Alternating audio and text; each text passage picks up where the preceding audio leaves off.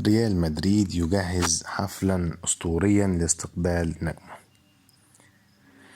وضعت إدارة ريال مدريد اللمسات الأخيرة على حفل استقبال النجم الفرنسي كيليان امبابي في ملعب سانتياغو برنابيو.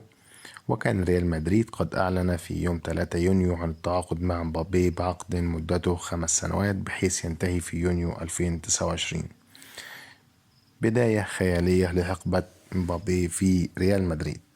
وبحسب تقرير نشرته صحيفة AS الإسبانية، فإن ريال مدريد حدد تاريخ 16 يوليو ليكون موعد حفل استقبال امبابي في سانتياغو برنابيو. وأشار التقرير إلى أن حفل تقديم النجم الفرنسي سيكون بحضور 80 ألف مشجع، وسيتضمن الحفل عروضا بالأضواء والألعاب النارية. وسيدخل امبابي إلى الحفل مرتديا قميص ريال مدريد الأبيض المزين بالرقم 9. وأكد التقرير على رغبة إدارة ريال مدريد في تنظيم أفضل حفل استقبال وتقديم لأي صفقة جديدة على الإطلاق.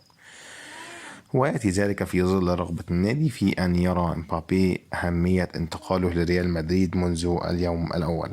وسيقام حفل تقديم امبابي بعد نهائي كأس أوروبا الذي يقام يوم 14 يوليو الجاري. ويرغب النجم الفرنسي بالتأكيد في الحصول على اللقب ليدخل تجربة ريال مدريد بمعنويات عالية.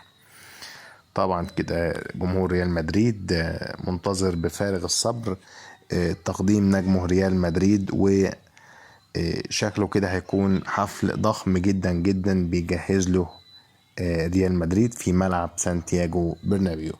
طبعا كل الجمهور في جميع أنحاء العالم متشوق ومستني الحفل دوت عشان يشوف نجمه لأول مرة بقميص ريال مدريد.